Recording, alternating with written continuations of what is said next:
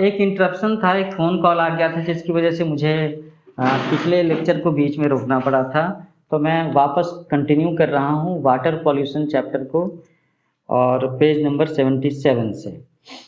ठीक है, तो ये दूसरा पॉइंट हम लोग चर्चा कर रहे थे, डिस्कस कर रहे थे, जिसमें ये बात हो रही थी कि फैक्ट्री से निकलने वाला जो वेस्ट वाटर है या केमिकल मिला हुआ वाटर है, जब ये नदियों में जाता है तो इसकी वजह से काफ़ी नुकसान होता है। नदियों में जो भी एक्वेटिक एनिमल्स होते हैं, एक्वेटिक प्लांट्स होते हैं, उन्हें बहुत नुकसान पहुंचता है और अक्सर वो बीमार हो जाते हैं या मर जाते हैं और इसकी वजह से हमारे वातावरण पर भी बुरा असर पड़ता है। Point number 4, solid waste material from power plants में be thrown into the river water. ऐसा भी होता है कि अगर कहीं पर कोई पावर प्रोजेक्ट हो, बिजली बनाई जाती हो, तो वहाँ से भी कुछ सॉलिड ठोस वेस्ट मटेरियल नदियों में फेंक दिया जाता है, जिसकी वजह से नदियों का पानी पॉल्यूटेड हो जाता है। और क्या हो सकता है? Water from drains and sewage goes into reverse. शहरों में जो नालियाँ होती हैं, सीवेज नालियाँ होती हैं, उसमें से गंदा पानी अक्सर नदियों में छोड़ा जाता है, जो इन नदियों के पानी को पॉल्यूट करता है। These days, farmers use chemical fertilizers and pesticides to increase the production of their crops. Most of these chemicals flow into lakes or rivers after getting mixed with rainwater. ये चीज़ तो हम लोग देख ही रहे हैं ना कि चूंकि बढ़ती हुई जनसंख्या की खाने पीने की ज़रूरतों को पूरा करने के लिए किसान ज़्यादा से ज़्यादा उत्पादन करना चाहते हैं, ज़्यादा से ज़्यादा अनाज उगाना चाहते हैं अपने खेतों में, और इसके लिए वो केमिकल फर्टिलाइज़र का इस्तेमाल करते हैं। और कई बार अगर खेतों में कुछ कीड़े मकोड़े लग जाएं तो उसके लिए वो पेस्टिसाइड इस्तेमाल करते हैं। तो ये केमिकल फर्टिलाइज़र और पेस्टिसाइड अब वैसे तो खेती के लिए काम आते हैं, लेकिन अक्सर ये हमारी मिट्टी में बहुत सारा हार्मफुल चीज़ों को छोड़ करके जाते हैं। और जब बारिश होगी, बाढ़ का पानी आएगा और ये पानी अगर किसी भी तरीके से नदी में चला जाए या सीपेज होकर के अंडरग्राउंड वाटर के सोर्स में मिल जाए, तो क्या होगा कि ये पानी भी पॉल्यूटेड होता है। Most of these chemicals flow into lakes और rivers after getting mixed with rain water. मैंने कहा था ना कि जब बारिश होती है तो बारिश के पानी के साथ साथ ये केमिकल मिल करके वापस नदियों या झीलों में जा सकता है और इस तरीके से नदी और झील का पानी पॉल्यूटेड होगा। Oil spilled by tankers and oil wells pollutes sea water. बच्चों, ऐसा है कि कई बार अक्सर टेलीविज़न में देखने को आता है, अखबार में भी आता है कि किसी देश का एक ऑयल टैंकर था जो समुद्र में कहीं पर एक्सीडेंट हो गया और उसका जो तेल है वो पानी में बह गया। और कई बार ऐसा भी होता है कि अक्सर हम लोग देखते हैं कि ये जो ऑयल पंप्स होते हैं, पेट्रोल के कुएं होते हैं, पेट्रोल डीजल के कुएं होते हैं, ये कहाँ होते हैं? समुद्र या समुद्र के आसपास के इलाकों में ही होते हैं।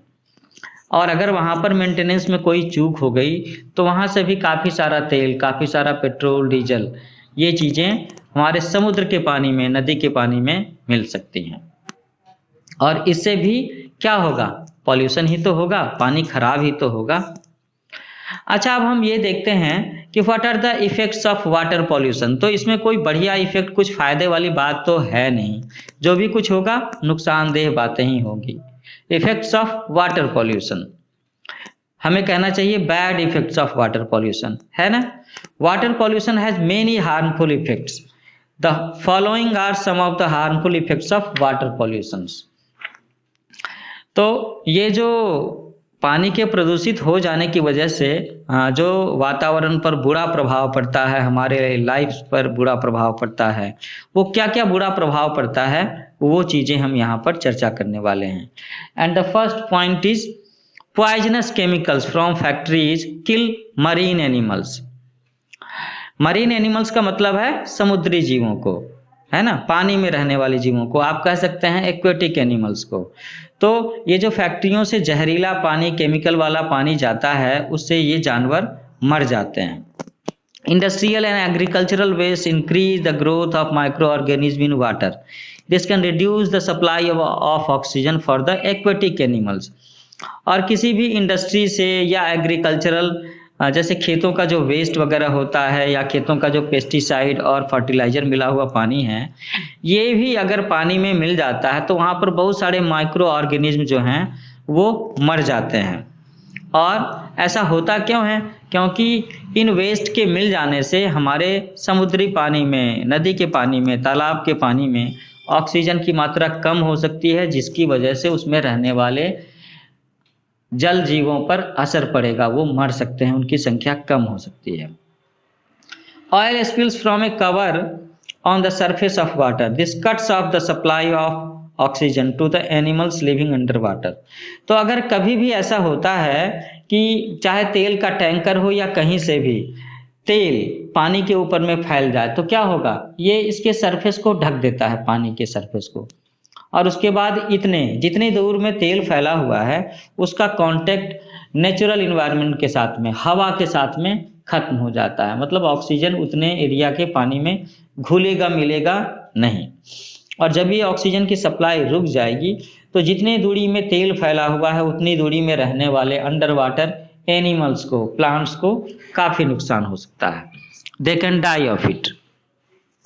सो fourth point, aquatic plants and animals get infected by polluted water. When other animals eat these infected animals or plants, they also become sick. और जब इस प्रदूषित पानी को एक्वेटिक प्लांट्स या एनिमल्स वहाँ पर रह रहे होते हैं तो उन्हें इन्फेक्शन हो जाता है। और अगर हम इस तरह के बीमार एक्वेटिक प्लांट को या बीमार एक्वेटिक एनिमल को अपने भोजन में शामिल करेंगे, in that case we can also get infected and we also become sick. हम लोग भी बीमार हो सकते हैं। चाहे कोई भी दूसरा जीव जो इन इन्फेक्टेड जीव को या पौधों को खाएगा वो बीमार हो सकता है। Fifth point, some people use river और pond water for drinking. Drinking polluted water में cause disease like typhoid, diarrhoea, cholera and jaundice. तो ये तो मैं पहले भी बता चुका हूँ, फिर से नोट कर लीजिए। ये बीमारियां हैं टाइफाइड, डायरिया, कॉलरा और जॉन्डिस। ये उन लोगों को हो सकती है जो पॉल्यूटेड वाटर को पीने के लिए किसी न किसी तरीके से इस्तेमाल करते हैं, और आमतौर पर गरीब लोगों के पास में, झुग्गी झोपड़ी में रहने वाले लोगों के पास में, सबर्बन एरिया में, रूरल एरिया में, जहाँ पर उनके पास में पानी पीने का कोई अच्छा प्योर सोर्स नहीं होता, जहाँ पर नलके का कनेक्शन नहीं है, they are forced to drink water from rivers और पॉन्ड्स, और उस केस में उन्हें ये बीमारियां हो सकती हैं। And the final point, sixth point is, when polluted water is used for irrigation, the fertility of soil gets reduced and crops can get damaged.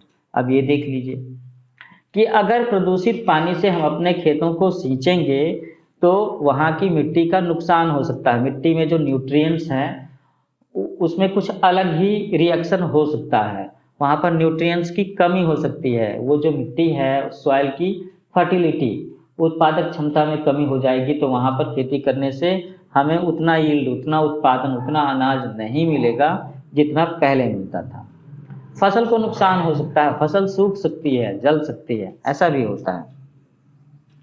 तो अब हम लोग चैप्टर के आखिरी पॉइंट पर आ चुके हैं, जहाँ पर ये चर्चा करेंगे कि what should we do to prevent water pollution, कि जल प्रदूषण ना हो, वाटर पॉल्यूशन ना हो, इसके लिए हम क्या कर सकते हैं, क्या क्या तरीके अपना सकते हैं, है ना। So we have learned about the different activities that can cause water pollution, some of steps that may be taken to check water pollution as suggested hereafter. तो हम लोगों ने अभी अभी वो सारे पॉइंट्स, वो सारी एक्टिविटीज के बारे में पढ़ा जिनकी वजह से वाटर पॉल्यूशन होता है। तो क्यों ना हम उन एक्टिविटीज की मॉनिटरिंग करें, उसकी स्क्रूटनी करें, उस पर रोक लगाएं, उसको कम करने की कोशिश करें, तो ऐसे ही वाटर पॉल्यूशन कम हो जाएगा। इसके अलावा भी कुछ और चीज़ें हम कर सकते हैं, वो पॉइंट्स इस तरह से हैं। पहला पॉइंट है कि waste from factories and power houses should not be allowed to flow into rivers directly. सरकार को ऐसे कड़े नियम बनाना चाहिए कि फैक्ट्रियों का, पावर हाउस का ये जो गंदा पानी या वेस्ट होता है वो नदियों में ना मिलाया जाए, और अगर नदियों में मिलाना ही है, it should be treated first. उन्हें एक छोटा सा प्लांट लगाना चाहिए जहाँ पर वो इस पानी को ट्रीट करें, प्यूरिफाई करें, फिर उस पानी को नदी में छोड़ें। Second point, pipes carrying sewage should be kept away from the pipes carrying drinking water. ये तो बहुत ही जरूरी बात है और ये तो किया ही जा सकता है और बिल्कुल करना चाहिए कि नाले का कचरे के पानी का पाइप और पीने के पानी का पाइप ये दोनों अलग अलग होना चाहिए। There should be distance, proper distance between both these pipes. इन दोनों पाइप के बीच में दूरी होनी चाहिए और अगर दूरी होगी तो कभी भी इस चीज़ का रिस्क नहीं होगा, खतरा नहीं होगा कि कचरे का पानी पीने के पानी में मिल करके हमारे घर के नलों में आ गया और गलती से हमने उसे नहाने के काम में, पीने के काम में, खाना पकाने के काम में इस्तेमाल कर लिया। ये कभी भी नहीं होना चाहिए। खासकर पर जो नया पाइपलाइन लगाया जा रहा है वहाँ पर तो इन चीज़ का पूरा ख्याल रखा जाना चाहिए। Third point, water from drains और sewage should not be allowed to enter into wells और रिवर्स। और ये जो नाले का पानी होता है, कचरे वाला पानी होता है शहरों का, उसे किसी भी तरीके से कुएं या नदी से मिलने से रोका जाना चाहिए। People should not wash clothes और use soaps if they bath in rivers. अगर लोग नदियों में नहाते हैं, नदियों के आसपास नहाते हैं, झरने के आसपास नहाते हैं, तो वहाँ बिल्कुल रिस्ट्रिक्शन लगा होना चाहिए कि भाई आप यहाँ नहा तो सकते हो but you can't use soap और डिटर्जेंट। आपके नहाने की मनाही नहीं है लेकिन आप यहाँ पर कोई भी केमिकल सोप या डिटर्जेंट इस्तेमाल नहीं करेंगे, क्योंकि उस सोप का और उस केमिकल डिटर्जेंट का जो कुछ भी हिस्सा पानी में मिलता जाएगा वो उस पानी को पॉल्यूट करता जाएगा and we can avoid it. पांचवा पॉइंट है, the use of chemical fertilisers should be minimised, instead natural manure should be used. ऐसी कोशिश होनी चाहिए कि किसान भाइयों को नेचुरल फार्मिंग, ऑर्गेनिक फार्मिंग की तरफ में जाना चाहिए। उन्हें अपने खेत की उत्पादक क्षमता, अनाज की क्वांटिटी ज़्यादा बढ़ाने के लिए, ज़्यादा यील्ड के लिए कोशिश करके धीरे धीरे केमिकल फर्टिलाइज़र का इस्तेमाल कम से कम और बंद कर देना चाहिए। उसकी जगह पर वो मैन्योर का इस्तेमाल करें, ऑर्गेनिक फर्टिलाइज़र का इस्तेमाल करें। So all of us are a part of the society. It is therefore the responsibility of every citizen to keep our surroundings clean and disease free. हम सभी लोग इस समाज के अंग हैं, तो इस तरीके से कुल मिलाकर के हम लोगों की ही जिम्मेवारी होती है, हमारा कर्तव्य, हमारी रिस्पॉन्सिबिलिटी बनती है कि हर नागरिक को अपने आसपास को साफ रखना चाहिए, शुद्ध रखना चाहिए, डिजीज फ्री रखना चाहिए। तो हमें क्या क्या करना होगा? हमें कोशिश करना होगा कि वाटर पॉल्यूशन ना हो, एयर पॉल्यूशन ना हो, सॉइल पॉल्यूशन ना हो, है ना। अच्छा, मैं अब इस चैप्टर के आखिर में जो कीवर्ड्स हैं उसे एक बार दोहराना चाहूँगा। So the first word is domestic waste. Waste produce in homes, तो हमारे घर में क्या कूड़ा कचरा हो सकता है? सब्जी के छिलके, बचा हुआ खाना, कपड़े की रद्दी टुकड़े, ये सारी चीज़ें। Fertilisers, you should be aware with this term. Materials used to increase the production of crops. Urea, potash, nitrate, ये सब सुना होगा ना आपने, ये फर्टिलाइजर होते हैं और इससे खेती में काफ़ी फायदा होता है। Oil spills, oil leaked from tankers carrying it, ये तो मैंने कहा था। The last word is pesticides, chemicals used to save the crops from birds, rats and insects. तो पेस्टिसाइड्स हम लोग कीटनाशकों को कहते हैं और ये भी केमिकल होते हैं। इसका हम स्प्रे करते हैं अपने खेतों में अगर खेत में डर होता है कि वहाँ पर कीड़े लग गए हैं या लगने वाले हैं। कई बार चिड़िया से बचाने के लिए, चूहों से बचाने के लिए भी हमें we will have to use, हमें मजबूरी में पेस्टिसाइड का इस्तेमाल करना होता है, लेकिन कोशिश करनी चाहिए कि इसके बजाय कुछ और तरीकों पर विचार करें, है ना।